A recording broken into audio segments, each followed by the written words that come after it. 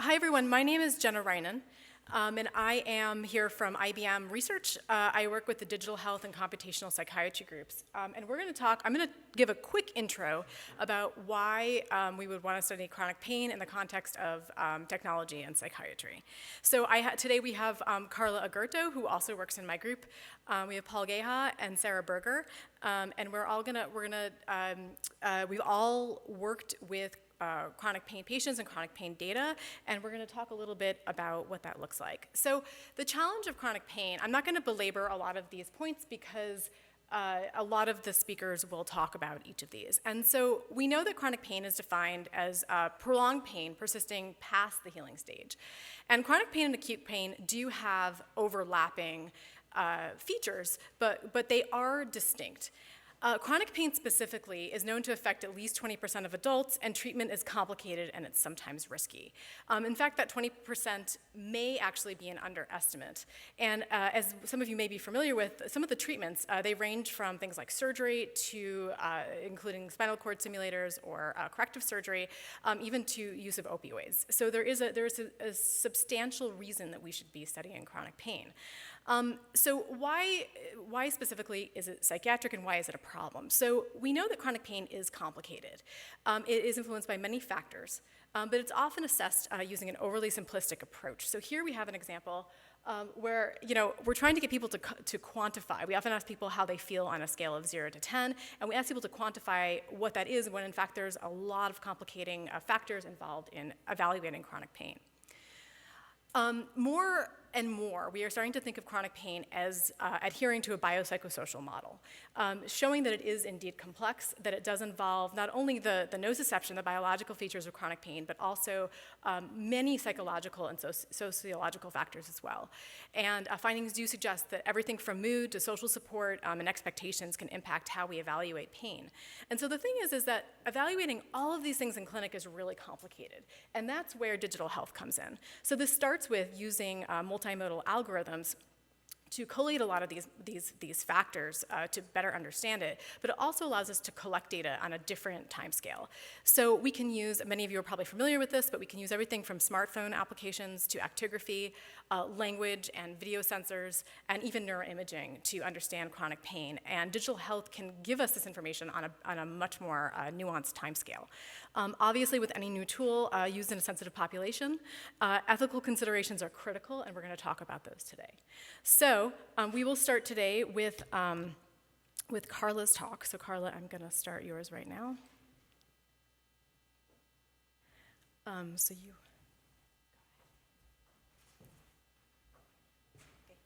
Hello, I'm Carla. Okay, so today I'm going to talk about how we analyze the pain experience from chronic pain patients in order to infer well-being metrics. Let's see if this works. So this is the outline of the presentation. I'm going to give you a little bit of background. Already Jenna did some of the points and some context. Then I will explain the clinical study that we use to actually test our approach. Then the methodology that we follow to analyze the data, some results and key findings. So Jenna already mentioned that this is affecting 20% of the population. And while acute pain can resolve quickly, chronic pain can last for several months, even years. And you can see some of the patients in our study, they have more than 10 years. The way that, well, actually they are changing a little, but like Jenna showed, you have a scale, right, from no pain to a lot of pain, from just 0 to 10.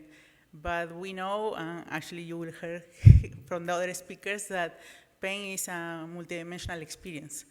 So you can have different aspects like emotional, cognitive, even social dimensions. Actually, there are a lot of studies. For example, people that experience more than 80% of people that experience chronic pain, they have some sleep problems. So here I wanted just to give you a little of context of this whole presentation. I just grabbed some of the factors that are affected in chronic pain, like for example, the physical aspect, right? You see location of the pain, how long does it have been the pain happening. Also the social influence, you can see that sometimes people, because they have pain, they don't want to go out, so they are experiencing problems, socialization, and also isolating themselves. You have the emotional impact, like frustration, anxiety, and some cognitive effects like memory issue, concentrations. So why speech, right? Because actually, you know, when you, like we saw a lot of talks about psychiatry, and usually is the source, right? So when you go to the therapy, you talk about all your problems, or even when you go to the doctor, you actually express yourself, or even with a relative, is the way that we communicate what we are thinking right now, right? And what we are thinking is all the problems that we actually encounter. So what we do in our group is using the techniques that some already of you probably saw in the other talks about the NLP and acoustic analysis. For example, the content, right? The content is straightforward. I can say I have a lot of pain, or I don't socialize a lot, or I have few friends, right? But we also have like emotions. Like if you analyze the acoustic components of the voice, you can see, for example, when you're happy, when you're sad. Actually, we can also measure the ability that they have to speak, like are they conveying the message properly? Sometimes you can analyze, like, for example, the coherence. I think Sarina's talk, she mentioned that. And the articulation of how well do we speak.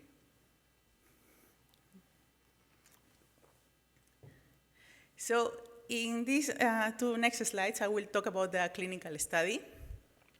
So this is a study that was made with Boston Scientific in collaboration with IBM, and they collected data at the clinic and at home. And here all the participants were treated or were candidates for a spinal cord stimulator. And actually the speech that I will analyze belongs to a couple of questions that they asked the participants to ask. They asked to answer them using text responses, and the other ones just recording their voice. And you can see that is like an open-ended question. It was, how was your day today? And I think other talks mentioned that about that these type of questions are very useful to actually gather all the thoughts of the participants, of the patients. And well, in the other example of the audio responses, take some time to reflect and describe anything that has changed and you related to your pain, sleep, socializing. So it's very open and structured. So this is the way that we think we can actually gather most of the information from the patients. In the case of the self-assessment, we also ask the participants to self-assess. For example, they have the overall pain interference, using the simple scales from 0 to 5 or 1 to 5. But they actually ask them to assess using a standard test. So one of them is the ODI, that is a disability index metric. And in this case, they analyze different domains in the life of the participants, like a walking, sitting. I put in an example here, so you can see one of the sections. And the scale goes from 0 to 100, and 100 represents maximum disability.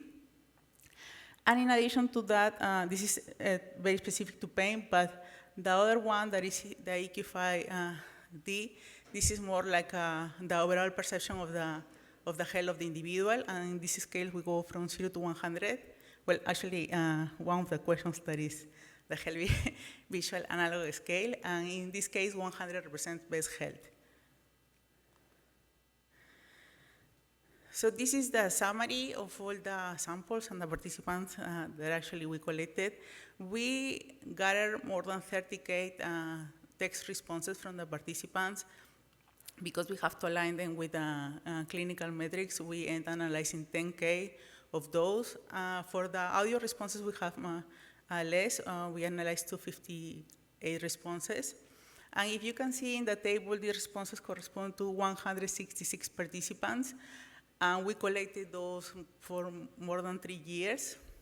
Our population the age is around 61 years old. And you can see here, like they have been experiencing pain more than 16 years in average. Another thing that you can see, I mentioned that these people belong actually to a study that were treated with the spinal cord stimulator. So you can see that self-reported variables. The values are a little skewed towards better health. For example, in mood, you can see they go from 1 to 5, and the average was 3.47, so it's a little better. For example, in the ODI, the disability, that 100 is the worst. Our cohort has 38, so they have some issues, but it's still better than the average.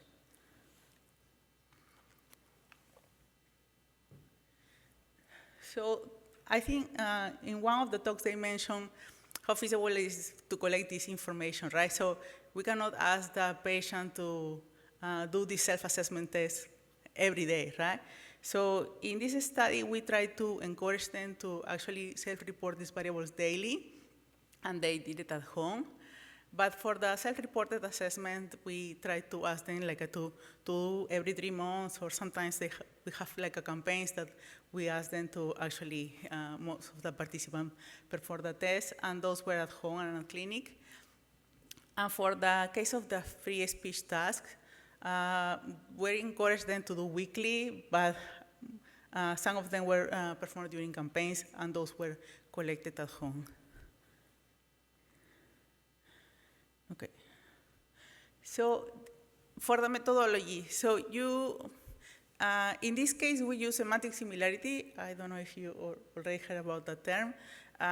This is using BERT transformer, actually a large language model that do embeddings of the sentences. So what the patient said, we embedded into a numerical vector, right? And then we wanted to compare with some topics. So what we did is, because we already analyzed this data from the patients, we know different areas that actually are affected. So we create this inventory statement of 14 items that you have, for example, pain, mood, medication, exercise. And we try to perform semantic similarity with the positive statement, for example, I am using less medication, and to negative statements, for example, my mood is worse. And then we are going to construct a similarity value for each of the responses of the participants, right? A similarity value with all these topics. And in the case of the audio response, we use a standard open smile source tool that is a reduced set that has 80 features that actually some common features I think someone mentioned fundamental frequency, jitter, shimmer. We also analyze formats, which are great for capturing emotions.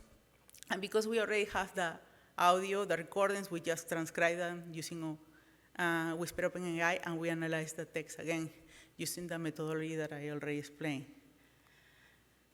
So this is the overall methodology. We already have the features, right? So what I mentioned before is we have this self-assessment that were collected with a different frequency. So we try to actually align them based on the ODI and the AQ5D. And once we align them, but one thing, since they were collected every 3 months, we have to put a criterion. So if one of the speech samples were plus minus 7 days to the score, we actually assign them. If no, we have to remove them. And once we identify these valid data samples, actually we perform a standard feature normalization, and also we feed them into 3 different algorithms for regression, lasso, ridge, and supervector. And we use a Spearman correlation coefficient as a metric, and perform cross-fault validation. So this is the table of the results of all the models that we create to assess to infer the self-assessment scores and also the self-reported variables. In this table, the message is that all the ones that were highlighted, actually they have good correlations that were statistically significant, so we are getting some signal. You can see, for example, in the ODI, we are getting, for the ODI, the versimilarity, we are getting 0.36, and in more than 700 samples. For example, for the self-reported variables, what we observe is actually some of the acoustic features, for example, hearing alertness. Acoustic features are giving us 0.42. It's less data points, but it's still statistically significant. So once we have these models, the next step was, okay, I have good performance, but actually what the models are getting they have some meaning, right? Like a clinical meaning that we can associate and say is not garbage, it's actually something that are helping us to infer those scores. So when we analyze the top features for the models related to ODI, using text responses or audio responses, we have some common features. For example, here we have the medication negative statement, that is, I am using more medication, actually is predicting high ODI disability score. That means that it's doing worse, right? And that makes sense because usually if people are doing worse, they want to have more medication, right? And then for the EQ-5D, what we have is the responses were a difference between if the input was from text or from audio. But we are still seeing things that make sense. Like, for example, here, the medication negative statement also appears, but in this case, in the opposite direction, because actually less value of EQ-5D means that they are not doing so good with the health. And here we found that the job positive statement, like it's easier to do my job, actually was indicative of being a good health, right? Maybe this is like because we are analyzing people in the working age range, performing good a job means that associated with health, better health in their lives. So in the case of the self-reported variables, one of the things that actually I like it, because I was expecting that the acoustic features will capture only emotions, but simple features like these ones that are here actually capture alertness. This makes sense. Like, for example, this long speak per rate is actually the speaking rate, right? How fast they are speaking. And it makes sense that when you are alert, you start speaking a little faster, and when you are sedate, you start speaking a little slower. In the case of the mood, for example, what we found is actually sleep quantity, right? And then I go back and check some clinical research related to that. And actually, yeah, if you are in a stressful situation and you sleep with a good amount of hours, right, you will be better the next day. So, also in the case of pain interference, actually the pain negative statement is like a more interference, more negative statement. So actually, the features that were used for the models, I think they have some clinical validation. So we were happy with what we found. Basically, this is the summary of this analysis, right? We are finding that this unstructured information from open-ended questions, right, are really good to assess of all these variables that can actually help us to give a better profile of the patient. That acoustic features like variations in speech, such as tempo, they are also useful. I only presented for alertness, but actually for pain interference, they were also good.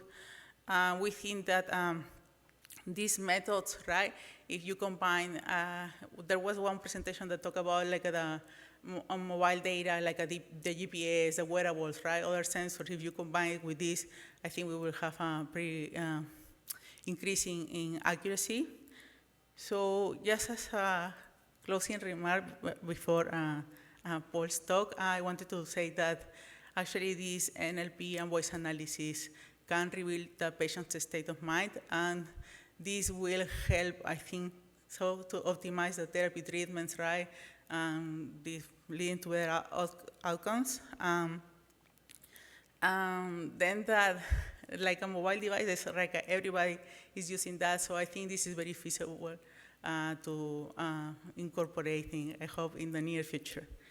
I want to finish this talk just to acknowledge all the team members that were helped in this project and made these results possible. Thanks.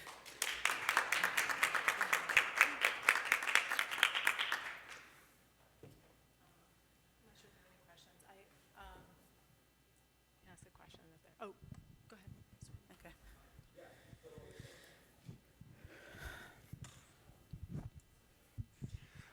Thank you for the talk. So I was curious, for the auditory component, you know, you're asking these individuals to recall or essentially especially speak about their pain states to capture these audio differences and predictions, but does it generalize to other audio potentially? Like if you just had a clip of them talking about their day outside of the context of recalling and speaking about the chronic pain that they might have experienced, would that generalize to those other more neutral audio contexts as well? Yes, so maybe I didn't speak myself clear, but basically they can talk whatever they want to talk. What I am doing actually is compare what they are answering to different topics and try to see which are more similar, right? Because I don't know, they don't have to say directly I have more pain, but they could say, for example, I don't know, I couldn't walk, I was sitting the whole day, right?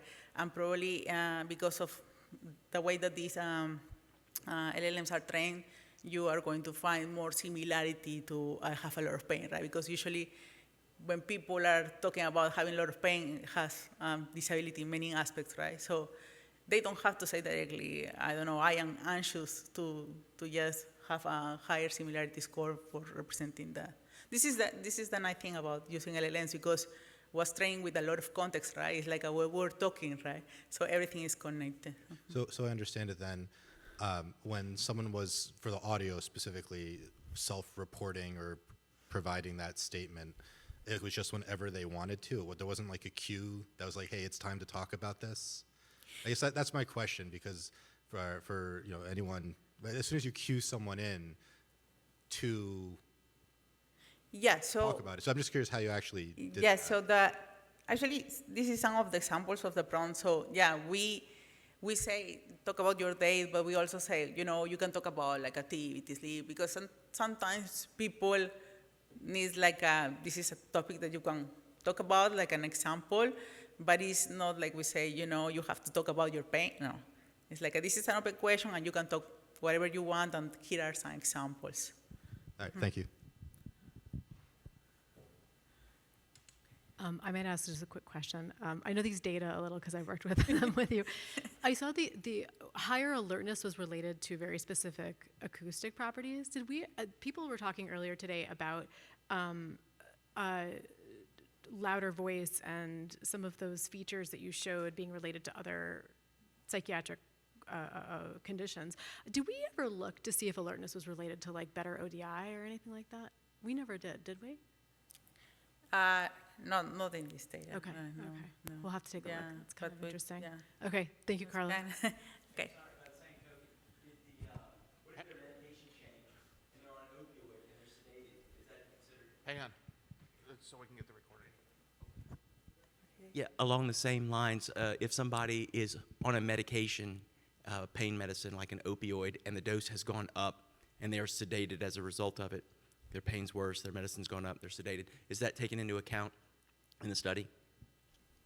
If they're speaking slower or softer? So there are people that are actually taking opioids during the study. So yeah, they will affect directly. For example, if they become sedated, they will speak slower, and maybe that they are not going to have a lot of fluctuations. So yeah, those are going to be captured with acoustic features. Yeah. Thank you. Thanks.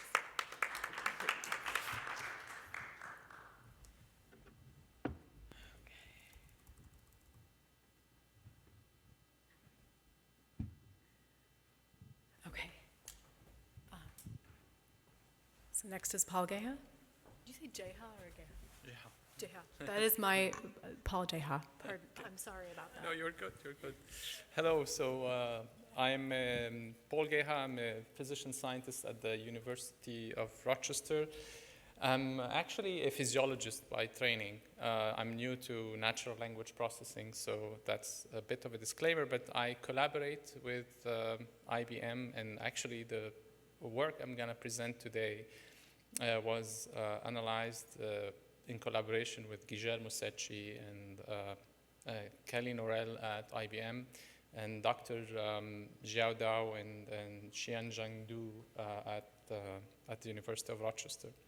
So I'm going to talk about phenotyping of chronic pain patients using NLP. In addition to, I will show at the end 1 or 2 slides also using acoustic features, so analyzing the speech and facial expressions. So Carla did a very good job at introducing the problem. I think a lot of you are aware of how burdensome pain has become, especially as the population ages. You can see, for example, the prevalence of low back pain in the population is really high, and low back pain is the #1 cause of disability worldwide. There are many other pain conditions, of course, and this prevalence is projected to increase. So pain is also very costly. For example, an estimate of the Institute of Medicine done in 2011 estimated the yearly cost of chronic pain to be $635 billion in the USA. And so I presume that the numbers went up, and we are probably in the $1 trillion a year. And of course, pain is highly comorbid with other conditions like substance misuse, major depression, anxiety disorders, etc. And actually, the patients who have chronic pain and other comorbidities are the patients who are going to be consuming a lot of the resources, suffering the most, and failing a lot of treatments. So what's the problem? Why are we here? I mean, one of the major problems with chronic pain is that we don't have a specific mechanism. We lack mechanistic understanding of how chronic pain comes to be and what perpetuates the experience of chronic pain. And this comes from my work in brain imaging in chronic pain patients. We are trying to get there, but we're still not there yet. We have advanced our knowledge of chronic pain a lot, but we are still not able to pinpoint specific mechanisms that we can then go and target specifically with treatments, with drugs, etc. So that puts the first limitation. The second limitation is that, and that's a perversive problem in psychiatry, not just in pain, is that it is a subjective experience. It not only arises from the peripheral injury that we presume people have, but chronic pain is also an integration of past and present experiences with what happened when it comes to injury, if there is any injury. But every one of you knows that, for example, some conditions like fibromyalgia do not have a clear-cut source of injury. So what are we left with here in this case? We are left with tools for measuring pain that rely on the visual analog scale, the numerical rating scale, faces, for example, when we ask children how much pain they have. So it is subjective and it is limited, and I'll discuss it with a few points. So pain ratings give us, and like scales like these, give us an idea of how much pain patients have, if you want, as far as magnitude.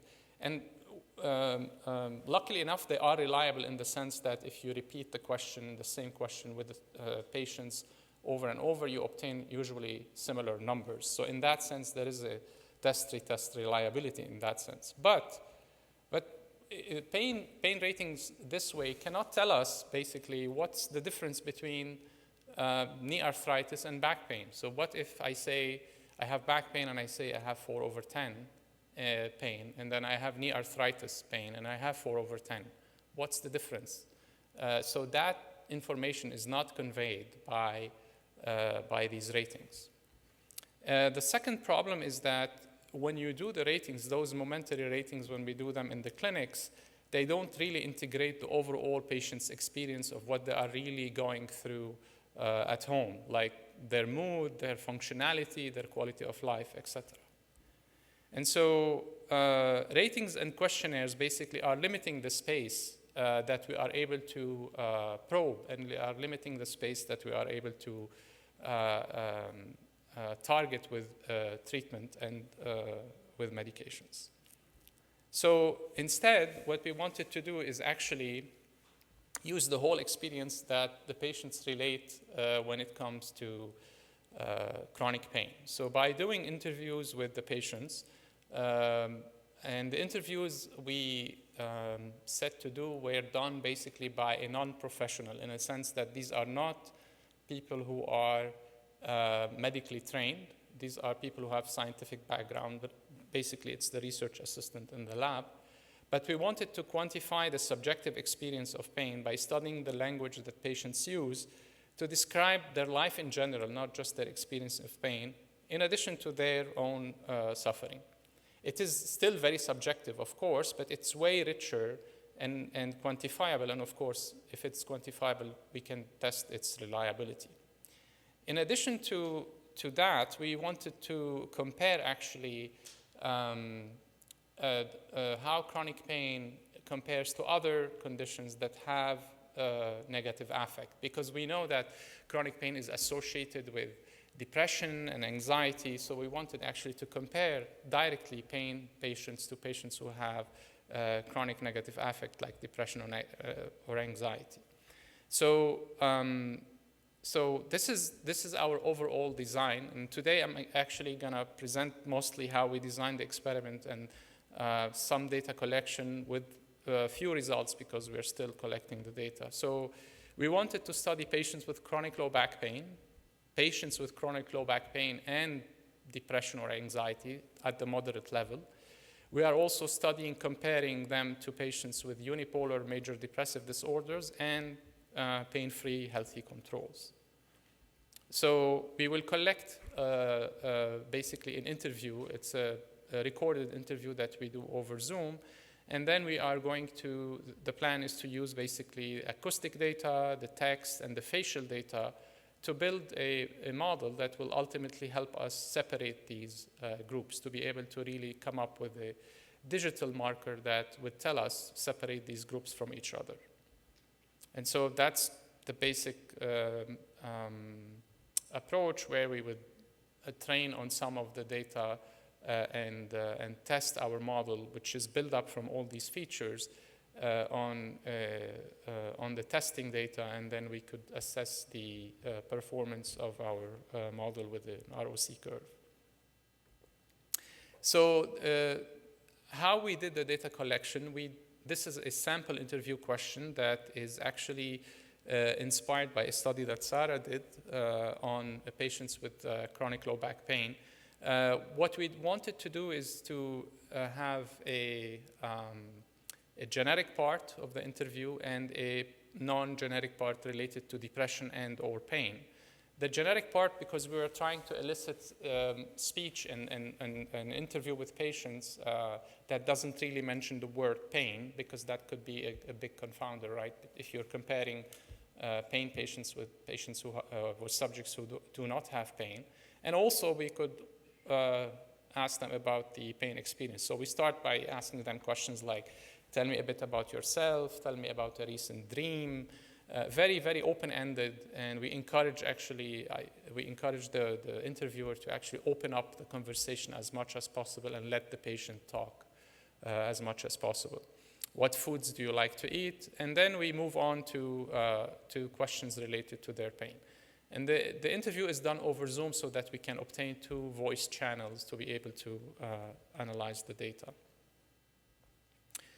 So this is here a summary of the NLP analytic approach. Carla did a good job already at introducing it. I hope I'm going to do it correctly.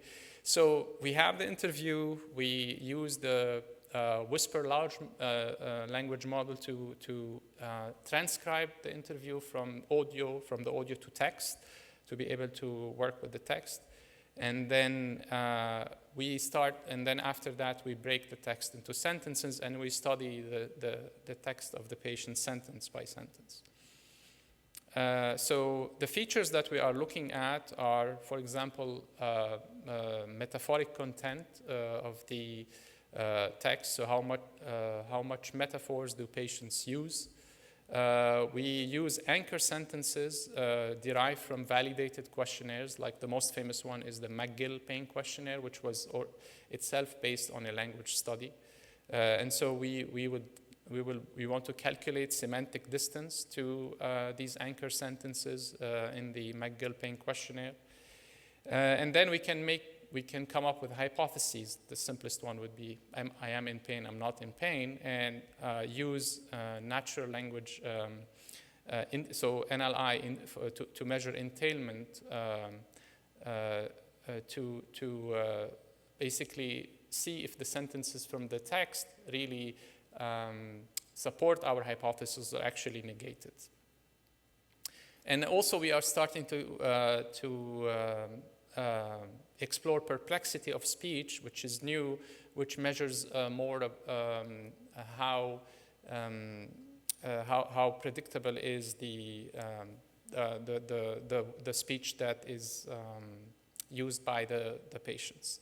So those features are we look at their distributions per interview, so we calculate mean, maximum, median, etc., to build basically a vector, and this vector we can build the data set, and from here we can build a predictive model, which is the overall aim of this project. Or now I'm going to show you how, for example, some of these measures correlate to specific language features.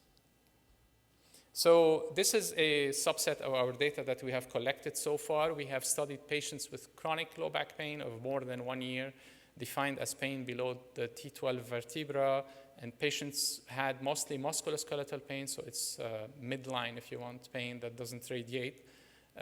We were trying to reduce the heterogeneity of the population we have, and they had to report pain over 4/10 in more days than not. Those patients were also by design chosen not to be depressed or anxious. And we compare them to patients, like I said before, with, so the data I'm going to present now is from the patients also with major depressive disorder. The patients had unipolar depression, more than moderate. And also we are starting to collect the data on pain-free controls, but it's slower because we are trying to match up our samples. So the patients group that we are using are 50 and above, because this is the peak age for the prevalence of back pain. And the distribution of the sexes is almost even in our groups so far.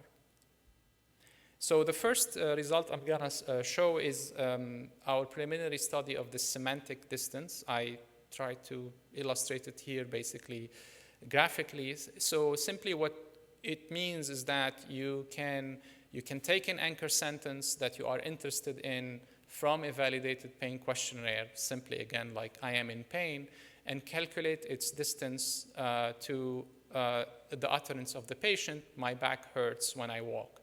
You can do that by basically taking the sentence into the semantic space that uses large language models that will basically give you the vector for I am in pain and the vector for my back hurts, and then you can calculate the cosine of the angle that you see, and that will give you a measure of similarity between my back hurts and I am in pain. And so when we could look at those, and so we could look at I am in pain and I'm not in pain simply. This is one question, and see how the text of the interview basically relate to these utterances. And as you can see, a lot of the text used by the patients shows significant differences when we use one sentence versus the negative one. Like, for example, I'm able to focus versus I'm unable to focus. The way the sentences that the patient is using are highly significantly different when it comes to these utterances, etc. So this is one way basically of looking at whether our interview was actually eliciting something that is relevant to the patient's experience. And we compared, so we took sentences and we made negative and positive versions of them based on the hospital anxiety and depression scale, the McGill Pain Questionnaire, pain catastrophizing, etc. So this is also another way of using semantic distance. So now we can take the semantic distance to certain sentences, like I'm satisfied with my capacity to work, and correlate that to how much pain the patients reported on that day. And as you can see, there is an inverse relationship in the sense that the more distant this utterance is from, the patient's utterances are from I'm satisfied with my capacity to work, the higher is the pain. And so my life is meaningful will give us the same thing again. So in a sense that now we have a richer repertoire of the patient's utterances, and this repertoire now is really related to the patient's own experience of pain.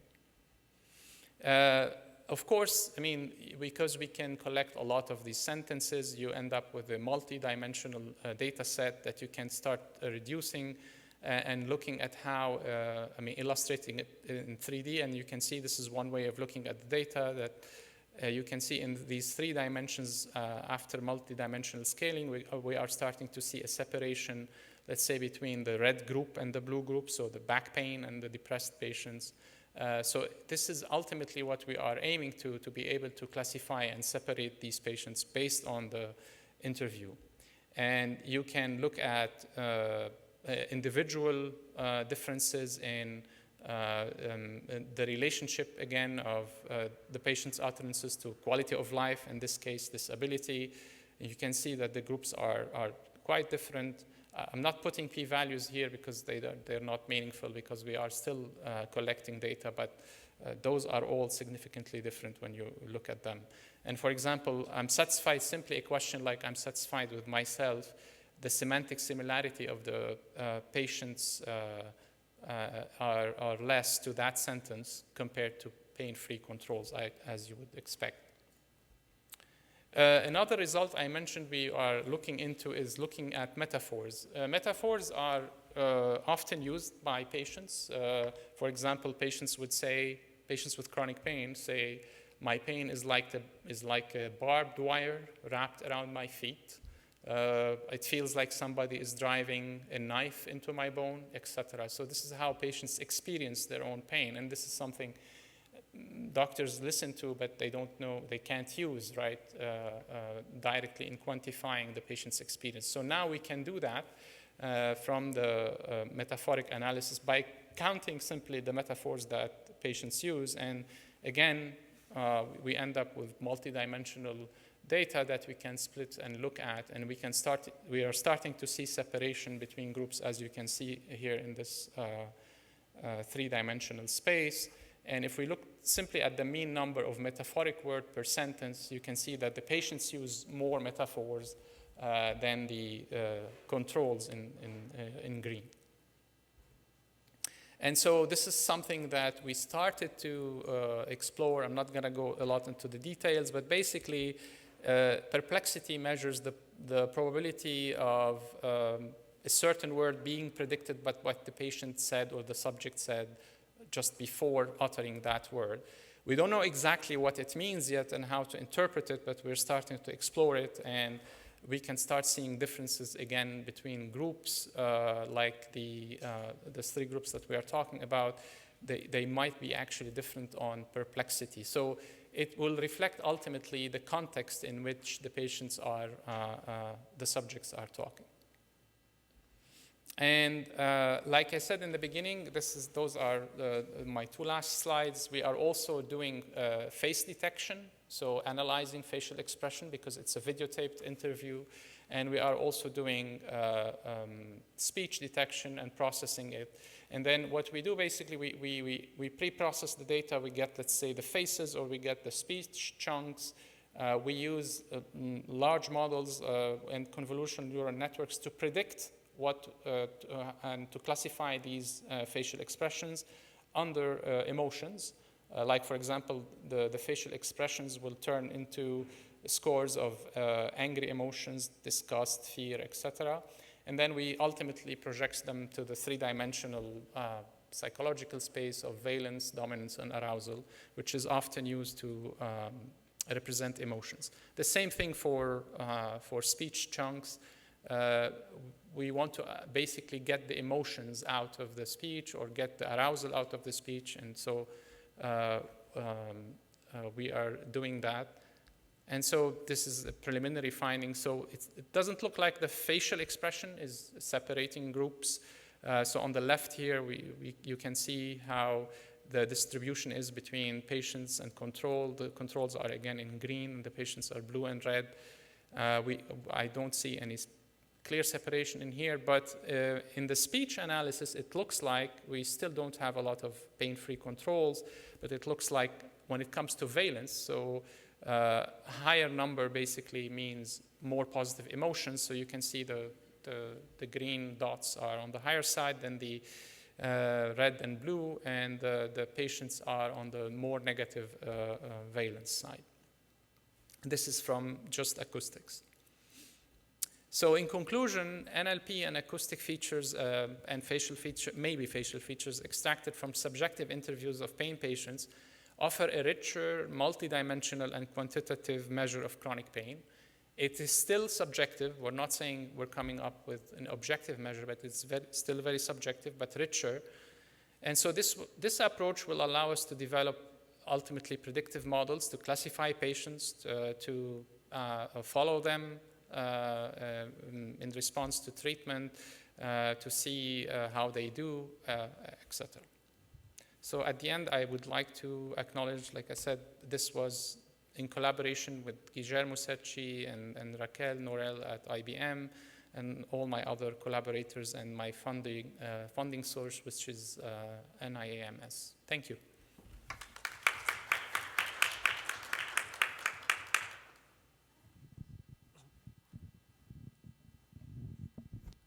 Hi, that was a great talk. Thank you. I think you and I have been leading parallel lives in terms of Guillermo Secchi. You have been doing the work in pain that I've heard a lot about from Guillermo, and I've been collaborating with him and Carla and Jenna and Sara in psychosis. So I had some questions about the methods. Because also, same guys kind of doing the same stuff.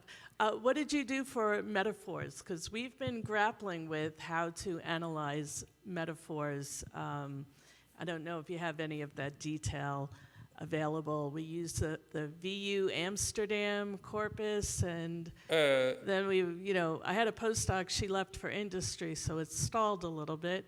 But I'd love to, because in psychosis, we had the interesting finding that on average, people with psychosis or at risk for psychosis use more metaphor, which is interesting, unrelated to function. So just a feature, but not a clinical problem.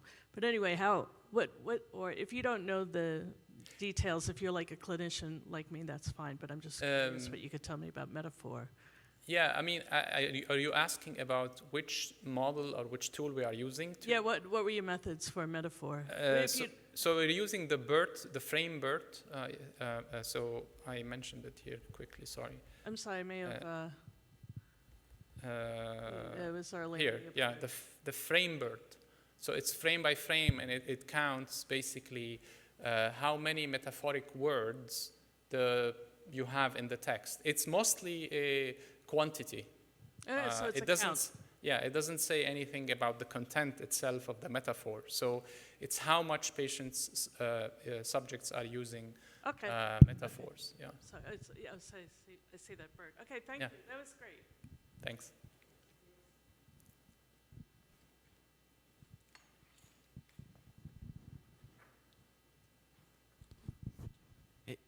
Again, I also enjoyed your talk. I liked several aspects where you could conceivably capture an image of a patient, as they're, let's say, coming in the clinic, about to see the doctor, but maybe visiting with the nurse beforehand and jovial, but yet when they get in the exam room, they're saying their pain is 10 out of 10. And what are we supposed to do as far as adjusting their pain, their pain medicines? And then also, can you imagine a scenario where you could understand a patient's text, the tone of the text that they're sending, or any communications, I guess I should say, throughout their lives, emails or whatever, and get a sense that, are they in a darker place? Is their pain worse? Or are they in a better place? And, is that inconsistent with what they're reporting in a visit? Thank you. Yes, that's actually exactly the aim of this, is to basically develop the tools that would allow us ultimately to get how overall the patient is doing, especially tone and affect. And yeah, the idea is that if you have 10 minutes and you arrive before 10 minutes to your exam at the doctor's, you could add this tool when patients will talk to an avatar. They don't have to talk to someone, but they can talk to an iPad. And the models in the background will ultimately give you these measures that would help the patients and the clinician make decisions and help the clinician know how the patient is really doing, not just on that day with one number, but so many other richer measures. So, yeah.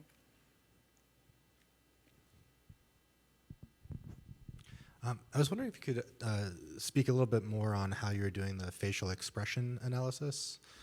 And is it more of an aggregate of the total session, or are you actually doing your analysis so that it's time locked to specific sentences or keywords?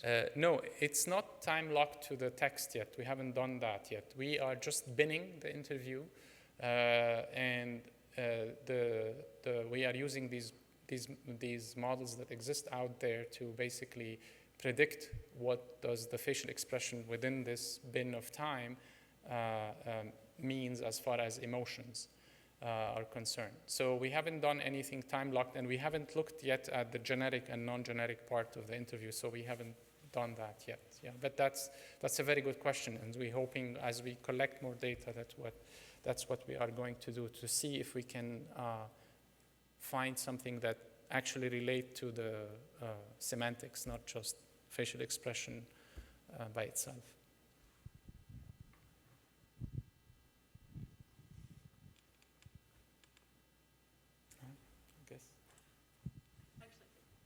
I was going to ask, just go ahead and I had a similar question to Cheryl about the metaphoricity. Do we know, is that related to like alexithymic properties or like naming emotion properties in pain, and is that related to worse outcomes? I know Cheryl was talking about the clinical implications in psychosis. We don't. Sorry, what?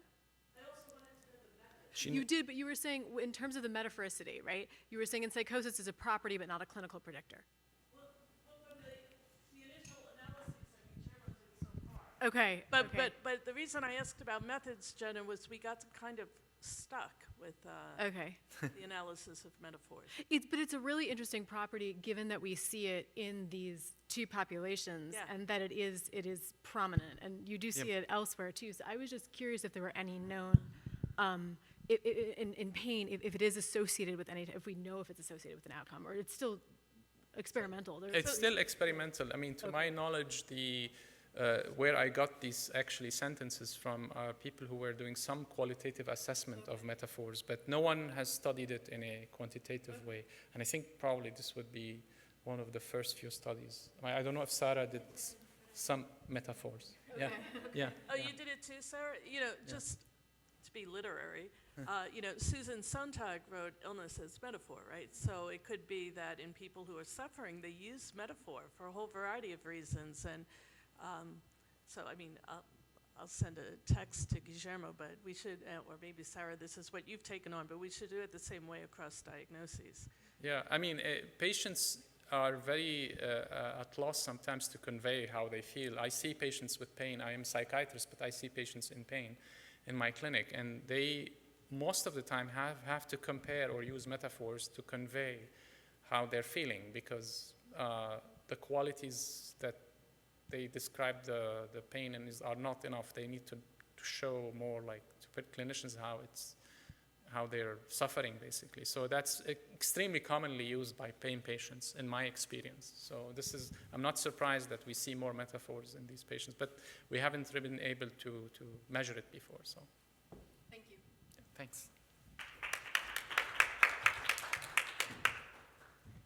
Okay, and now we have Sara Berger for something not completely different, but a little different. Can I just, oh, there we go, okay.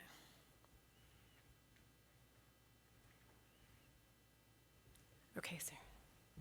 All right, thank you. Is everybody awake? Yeah? Okay, awesome.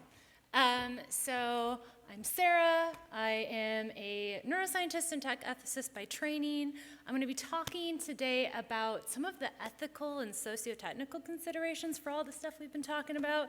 And because there's some tricky, sticky stuff, I just want to say that all the content and the statements are my own, based on my professional expertise and experience, and they don't necessarily represent official views of my employer, which is IBM. So given that, what I'm going to cover today in 20 minutes, it's a lot, so hang on to your hats. I'll overview pain, but I'm not going to go too much in depth because my colleagues have done a great job. And I'll also talk a little bit of some emerging approaches to study it, but for the most part, I'm going to just be talking about these socio-technical challenges that arise when we use these methods. And my goals for all of you is I want to increase your awareness of just the complexity, the ethical, legal, social challenges of this, and also provide you with some practical suggestions for how to think through and address these issues. Again, as I've mentioned, I'm a neuroscientist, I'm an AI practitioner, so I get excited about this, I nerd out about it, I think there's a lot of opportunities to these things. But as an ethicist, I also am aware of the risks, and I think it's important for us to kind of balance those things as we develop and use this technology. So before talking about pain and pain ethics, we gotta kind of get on the same page about what it is. And all of my colleagues have really, really lined this up well, but I also really like this International Association for the Study of Pain. I like their definition. They changed their 40-year-old definition back in 2020 to say that pain is this unpleasant sensory and emotional experience associated with or resembling that associated with actual or potential tissue damage. So this, even on its own, is really rich. It's already pointing to not just the sensory and psychological experience, but also like the behavioral aspects of it and so on. In addition, along with this definition, they gave 6 key elements to what we should be considering with pain. I'm not going to go over all of them. I'll just call your attention to a couple. All of my colleagues mentioned that pain is this biological, psychological, and social phenomenon, right? It's influenced by culture. It's influenced by our identity. It changes over time. Pain is not the same as nociception. There are multiple ways to show or be in pain. And then in particular, this last one, which Paul just mentioned as well, I said, subjective pain reports should always be respected. And I want you all to kind of hang on to that because I'm going to come back to that later. I think it's really important. So we can all agree then as a field, right, that pain is this multifactorial, dynamic, bidirectional, personal, perception, emotion, sensation. So then if that's true, how do our current and most common pain measurements stack up to this reality? And as Paul was saying, frankly, they don't. So I'm just like Paul, I'm showing some traditional pain assessments that we use. You're either familiar with them in your clinical practices or maybe from personal experience at like the ER or something. We've got visual analog scales, we've got pain faces, we've got body maps, so on and so forth. And just like Paul mentioned, these measures are limited. So first, they're subjective. They're easily influenced by a variety of cognitive processes and social constructs. They're often highly oversimplified. So they focus maybe on only a location or intensity, not like these multiple aspects of quality of life that you've heard already about. They lack context, so they often don't account for a patient's day-to-day routines. They may include language that doesn't really match the chronic pain experience because many of these were developed for acute pain.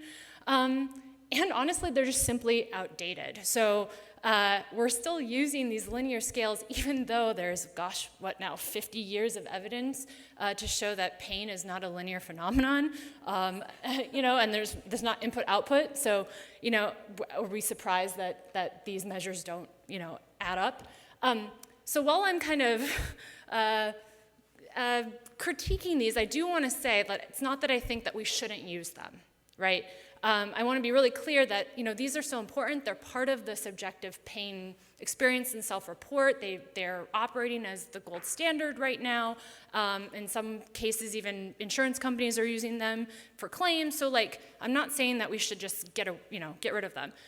What I am saying is that, relying on these kinds of measures alone are not capturing pain holistically and not capturing what pain actually means to patients.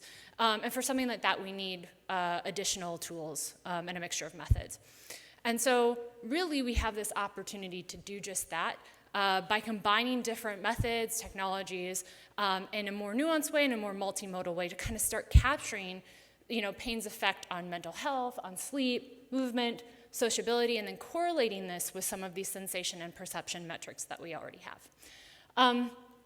So what are the ways that neuroscientists, digital health experts, clinicians are doing this? We've covered a lot. Jenna covered this, Paul covered this. I'm not going to go into depth here. At the very bottom, and I know it's kind of small, but I've put a recent review that goes over this in a lot more depth if you want more details. But very briefly, we have things like ecological momentary assessments. These are things that are asking people to rate their pain or quality of life multiple times a day. We get more temporal aspects here. We have various wearable and environmental sensors, like Carla talked about. Speech and language analysis are part of both of these that both Carla and Paul talked about.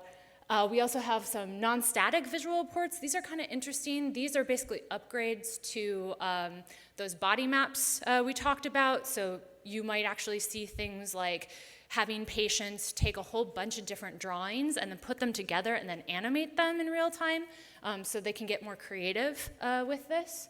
We have various neuroimaging techniques, fMRI, EEG, FNIRS, to look at like biological properties of pain. And then often, all of these things leverage machine learning or AI to analyze this stuff. And again, like traditional pain metrics alone, they don't capture the experience of pain.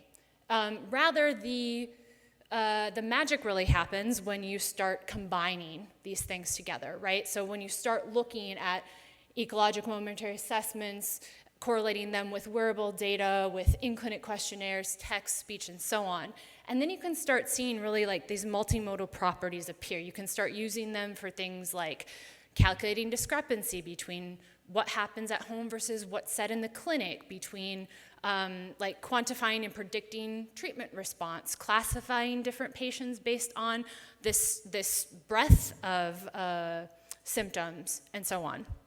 And so, on the one hand, this seems like this richness of experience and studying it this way actually seems like this might be a more ethical and socially, responsible way of looking at pain, right? And maybe it's because by having more data, by having more things, we are making, something that is usually invisible or not studied more visible. Maybe it's this more holistic approach. Maybe because we're still exploring and learning more, we get new insights by combining these data together. Maybe by having more data and having patients see this data, we can empower them to have different conversations with their doctor. And then I know many of us who have done language analyses, it's been more about how do we make this more intuitive for people to express what's going on with them. And so there are opportunities here. There are ethical, positive ethical issues. But there's also challenges, right? Because at the same time, this richness of experience is also what makes it incredibly difficult to study and treat pain well. It's complicated enough on its own, and when you start adding more sensors, technology, data, the messier and more challenging it gets. And so I'm going to start there, and I am showing on the screen these kind of 10 really big socio-technical ethical issues for consideration. These are no means exhaustive. They're not to be seen as independent. They overlap, they're interconnected. And also, importantly, none of these are unique or specific to multimodal data analyses. They're not specific to pain research. They're really very relevant to a lot of what we're all studying here around neuropsychology, neuroscience, AI, and so forth. I just don't think we talk about them enough. So this talk is part of my effort to try to change that. I'm going to cover them briefly because we have, now probably 10 minutes at this point, in no order of importance, but feel free to come talk to me after about any of them. So if we start off with privacy and surveillance, it's, oh, sorry, I don't know why that's great, but if we start off and we think about this multimodal data, obviously, there's a lot of personal, sensitive, or even potentially identifying information in this. This is true of a lot of different kinds of data, but there's something that uniquely happens when you combine more and more data streams together. So even things that you think might not be identifying, when combined, they can actually be de-identified and actually biometric markers on their own. So that's something to think about. There's this idea that passive sensors are often viewed or treated as kind of always on. And what I mean is that it's really easy to forget about them. For patients, it might be difficult to tell if they're on or off, and therefore they might say or do things that they wouldn't have wanted in the data set. And there's also this, I can't remember what it's called, but there's this tendency to just knowing there's a sensor in the environment can make people feel uneasy or anxious, something to think about. And then the observations that we're doing with patients at home, they go beyond the consenting patient, right? So people living with them, visiting them, traveling with the patient can also have their data captured, which leads me to the second issue, which is informed consent. So again, there's all this different kind of information. It's not just about the patient, it's also about people that are around them in these environments.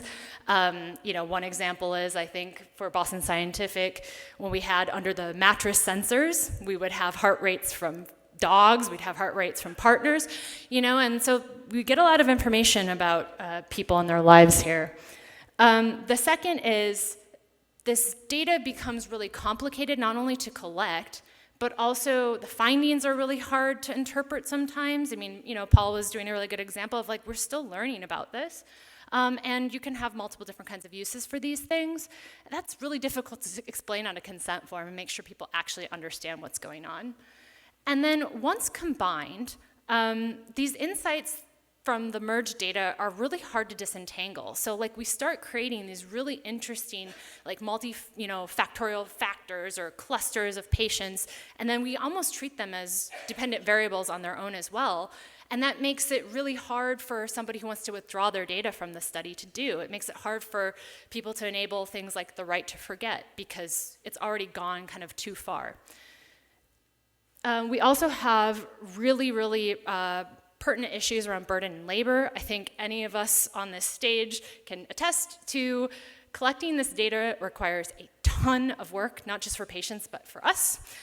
So there's definitely a risk for burnout, both for patients and the team members, steady attrition, and just poor data quality due to undue burden, associated noncompliance, or apathy. And there's also the level of participation required in these studies.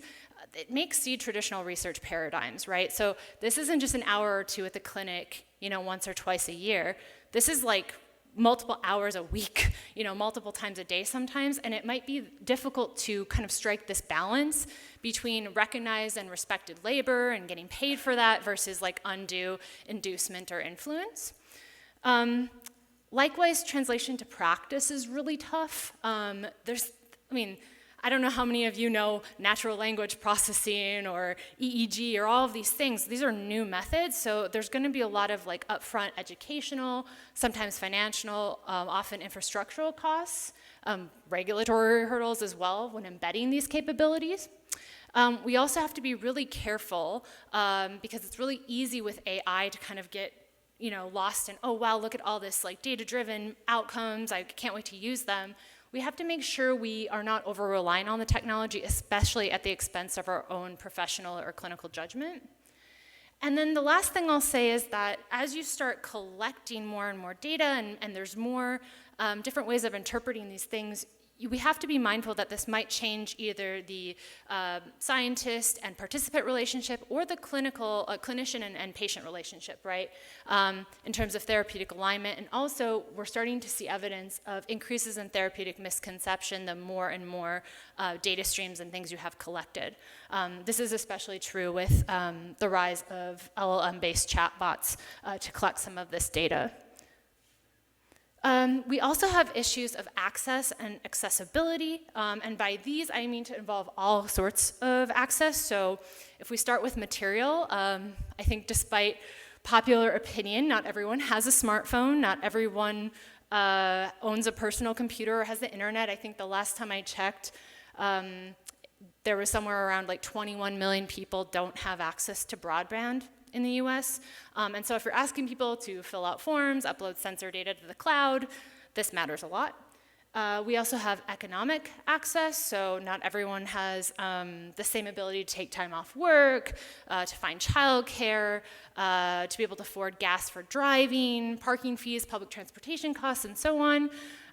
We have physical access and accessibility. Something this simple actually makes a huge difference. So people who are older, they might have differences in vision or hand dexterity, and when they try to work with apps and sliding scales and such, it doesn't work as well for them. So that obviously has issues for data quality, sampling, data loss, and so forth. And then we have digital literacy as well. Some people just simply are not comfortable or familiar with some of these devices, and that impacts also the kinds of data that you get. And all of that then relates to issues around equity, fairness, and bias. So issues of access that I just talked about, those disproportionately impact and exclude very specific kinds of people. So people who are in rural environments, people with lower SES, older people might not be able to participate. And again, that has ramifications for data representation, but then also replicability of results later on. There's a ton of biases that can happen throughout this process. I think AI is getting a lot of attention due to, not having representative data in the training samples, but I mean, sensors are notoriously biased. EEG has been shown very recently to be super inaccurate for people with really curly hair. PPG, which is like used on these smartwatches to measure heart rate variability, it doesn't work as well for people with darker skin or people like me with tattoos. The list goes on and on. So again, we have very different kinds of noise and different kinds of biases happening in sensors. And if you put both of those things on top of just this backdrop of like institutional distrust, right? Like in the US at the very least, there's just historical mistreatment, ongoing biases that have happened, particularly for women and people of color when it comes to pain management and scientific research on pain. And so then that changes people's willingness to participate and to trust the scientific process in these cases.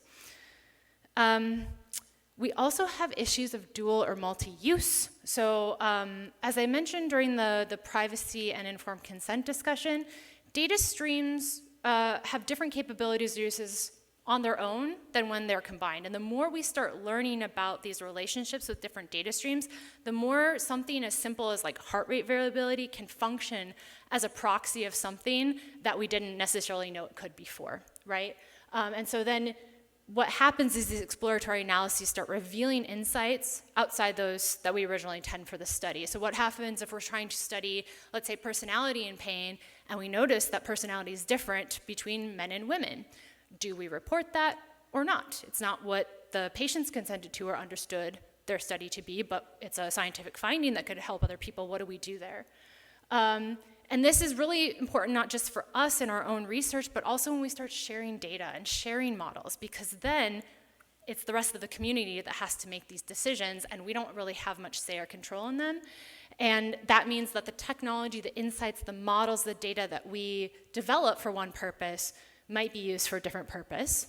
And that leads me to the second point, which is we can have unintended consequences. So the one that's more personal for me is that in grad school, I was developing an algorithm to try to predict who was going to develop chronic pain after an injury. The idea being that I could help develop more personalized care for them, triage this and such. And an insurance company called and wanted to use the same thing to basically predict who was going to be, have pre-existing condition and deny care. So that would have been a totally unintended consequence, the complete antithesis of what I had expected. And other things can happen, like you want to collect all this data to legitimize pain experience, but then you have all this data that kind of shows all the different things that could be going wrong for somebody, and that might actually increase stigma for people too, depending upon the context. And the final thing I will talk about is what I'm calling wicked problems. I don't mean that they are evil, but rather to invoke that they resist resolution. They're really hard to solve, if impossible to solve. It's hard to kind of recognize sometimes. They're really, really sticky. There's a lot of them, but the two that I keep thinking a lot about are emerging issues with the quantified self. So what I mean by here is that, you know, we're measuring and digitalizing kind of every single aspect of ourselves or of our patients, and how does that over time change our own perceptions of autonomy and agency and cause even health issues of their own, right? So monitoring can lead to distrust of our own bodily sensations, hypochondria, anxiety, distrust of external expertise, and it can also lead to clinicians starting to doubt their patients as well. This isn't a new issue with pain. This is a big deal in pain, but these metrics can make it worse. And this leads me to, I guess, also the ground truth part, which is when you have conflicting quantitative reports and conflicting qualitative reports, and you know that based on everything we've just said, that they're both problematic, their subjectivity baked in, all of it, who do you trust when they conflict? What happens? And that, of course, leads me then to go back to that first point, which is relying on that IASP definition about subjective pain reports should always be respected. So how do we actually honor that moving forward? So I could just leave it there and say, hey, good luck. Hopefully you'll figure this out. But I wanted to, even though this is probably kind of overwhelming, I wanted to leave you with some practical things that you could address these in practice. And here are just a few. So one of the first things I think is super important and really easy, it doesn't cost you any money to do, is conducting exit interviews, even 10 minutes, right? And you can start asking people about, hey, what worked well for you, what didn't? What barriers did you run into? What was hard to understand, right? So that you can improve the next iteration, but also, to my second point, start budgeting time and money for access in your grants and in your studies, right? Maybe people need phones or data plans. This is something we've had to buy and factor into our grants. Parking vouchers. Maybe you need a couple months extra for UX design or self-education for bias and literature reviews. Making time for in-depth consent conversations, like not just sending people a consent form online, but making sure you actually discuss it with them. I think there's a lot of training for both research and clinical staff that has to happen, not just in terms of how do we use these tools and implement these tools, but also how do we actually interpret the results? How do we have cultural sensitivity towards pain? Being really careful with how we talk about our results in papers, like being really specific to say, we didn't just figure out how to quantify pain, but we've figured out how to quantify back pain in this very specific case using this specific methodology, I think is really important. Continuing to advocate for things like algorithmic transparency, I think is a no-brainer. Having humans in the loop for major analytical decisions and implementation. Number 8 is really big for me. I think just viewing patients as active co-collaborators instead of just passive participants is something just as a mindset I think helps a lot. And then the last two I think can help with all of the issues that I mentioned, just trying to incorporate more disciplinary perspectives on your team, whether it's in the team yourself or just like asking for help, and applying different kinds of frameworks beyond just like responsible tech frameworks, but also like there's a bioethics of care and relational ethics. These frameworks really help when considering like systemic issues. And so hopefully everybody knows a little bit more about how complex pain is, some of the methods we use to study it, some of the issues we have, and hopefully, pop quiz, some of the things you can do.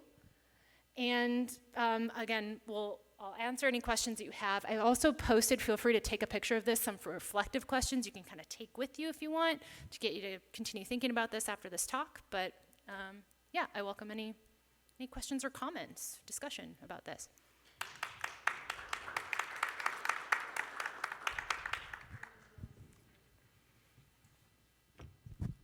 That was a fantastic talk, like always. Could you go back to the recommendations? Because I just wanted to add something. Ooh, I love adding things. Go, Cheryl. So with number 8, I agree completely. And as you know, I study psychosis. I'm part of AMP schizophrenia, where actually individuals who have schizophrenia are like the leaders at the NIMH level. And they describe themselves as individuals with lived experience. So, you know, rather than sort of like patients, because not everybody's always a patient, right? They might be in pain, but not trust the system, et cetera. There's that. And then in my work with the National Alliance for Mental Illness, across many studies for a long time, they really emphasize for individuals with lived experience, and so I just want to flesh this out for a co-collaborator. Like, they would say that often people would have a study and then reach them. And be like, hey, we have this study, can you join us? And so what I've learned from NAMI and also AMP schizophrenia is that the individuals that you are studying should be involved in the get-go. Every step of the way. Writing the grant, choosing the measures. Exactly. And then the only other thing I'd add to consider is, in addition to exit interviews, having some kind of like qualitative interview even before they leave. How's it going, et cetera. This is fantastic. I mean, this is great. No, really good points, Cheryl. Yeah, awesome, I mean, just from my psychiatry experience with NAMI, and AMP schizophrenia has been a very good model, I think, that way. And NAMI is fantastic, too, for that. Really good point. Thank you. I might ask you something. Actually, also on this slide, or not on this slide, but something you brought up that actually came up in the last talk as well, is this whole idea. Well, yes, we've been very into lived experience. In fact, our poster Tuesday night at ACMP involves lived experience, which is exciting. But on a different topic, the prior talk, or the keynote earlier, it was brought up that there's this push right now to share data. Right, like you publish a paper, can you share your data? You're writing a grant, can you share your data? You're working with collaborators, can you share your data? Yes, it's de-identified, great. We all know that's not that simple, right? Like it's, especially when it comes to maybe high resolution neuroimaging data, speech data, like all that. I guess, and maybe this is more of a comment than a question, but you know, I'm just trying to think about where, I found myself in a lot of places saying like, I would love to share my data because I believe in data transparency, but at the same time, this is a risk to the people in my study. And so I guess I'm just curious if you have any thoughts about navigating that, because like I've been at a loss in a couple of recent experiences. I do. I actually really skimmed over that, so now I can actually mention it. So in number 5, I say AUP, which was my bad for not actually saying what the heck that meant. This is accepted use policies. So, you know, at IBM, right, we have a lot of these things. We say it in our licenses, and it's very common in private practice to do this. But I think, like, as researchers, we should be able to, when we post our data up for people to consume or share, we should say, you know what, this is what it was intended for, this is what is acceptable to us, this is the consent form that it came with. So even though we don't have necessarily any sort of legal way of tracking that or whatever, we've at least done some of our part to say what we are ethically, you know, okay with. I think that's one thing. And then, you know, sometimes with data sharing, you can do like differential privacy things, you know, to like, so people can't necessarily take the whole data set, they can do something on someone's server and, you know, and just get like the metrics and such and then bring that with them so they don't actually have everything. That would be another kind of practical thing I would do. But it's a hard question. I think we're getting it all the time. I think, I don't know in terms of psychiatry, but I know right in neuroscience, because of AI and this whole big data movement, it's changed a lot of like how much data we now need to have something be kind of reputable, I guess, in the studies. So I just want to add, I'm sorry, I want to add something to that based on my AMP schizophrenia experience and also in light of what Brenda Curtis was talking about. So she had geolocation data that she negotiated not sharing. In geolocation, you could really identify somebody. Let's be honest.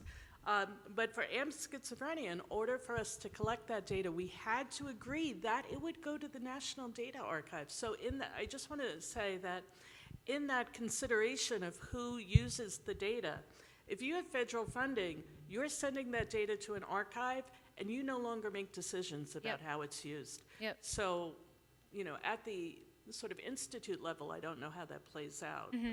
But I guess even with that, so like I'm thinking about just, I guess, more AI models, but when you open source things, you get to put data cards and model fact sheets and all this stuff, and a lot of times even in those, NIH and such, those big institutes, you can still decide what you put in, right?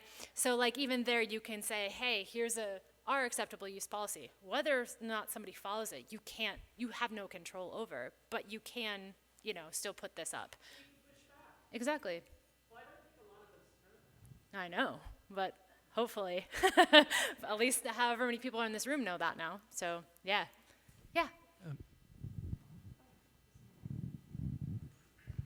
Since we're on the topic of adding things to the list, maybe, one of the things that's come up at a number of conferences that I've been at recently that I'm not seeing typically addressed is also the actual either resource or environmental impact that running all of these models actually has, and how those resources should be equitably allocated, because they're now mostly centralized, either through, in the US, the NIH or NSF, or at institutional levels, and not everyone has access to that, or they disproportionately use access to what's available.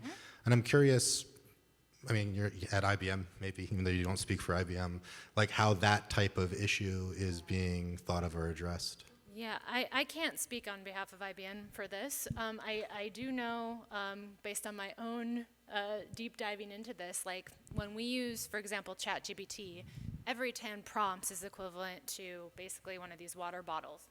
And people spend, on average, an hour a day, and there's millions of people. I mean, like, these things, in addition to who has access to these models and compute time and all this stuff, which is inequitable, it's also the environmental impact is inequitable. A lot of these data is coming from or using water and energy from grids that already are in drought, right? So I don't have any answer for you except to say that is a huge problem that I am personally concerned with, both in terms of how do we make sure that, like, small companies, universities can have these tools, but also how do we make sure that we're not harming the environment or some of the same communities that are already impacted. So it's really hard. It's another wicked problem, I would say, at this point. It's really good that you brought that up. I just wanted to add to that, because last year at ACNP, when we did the ethics of AI and you spoke, you talked also about, like, what's the involvement of the community, right? And it seems like that speaks to it as well. And I saw recently in the news that there was a community where they were offered that some kind of computational AI business would come in and provide jobs, but when they looked at the energy use, they're like, no thanks. So the whole idea of, like, community stakeholders, and you've talked about before, and it's so powerful. I just have one comment question, Sara, that you brought up at the end. It was very important. Is this idea of predictability and the fact that an insurance company called, right, and asked about that. So I think this is something we will need to start really thinking hard about as our models become more accurate at predicting people's behavior, right, in future. So imagine this topic situation where we can 100% predict what I'm gonna do next, right? Or somebody can predict other people's behavior with high accuracy. Can you imagine how dangerous this would be as a tool, right? Especially when it comes to governments that want to really know what their citizens are doing. Yeah. So what's your take on the issue of, like, our models are still not that accurate, but what if they become super accurate? Well, that's the thing, right? So one thing is I would recommend for anybody, it's not about pain, but it's about more of like AI and neurotechnologies, to read Nita Farahani's recent book about neurotechnology, and she talks a lot about this in particular in one of her chapters. But I think it's hard because I really don't believe that we will ever get to perfect predictability, but just because of how complex this is. And I think what's important is that there's so much error that let's say we get to 85% accuracy consistently. What happens to those 15%?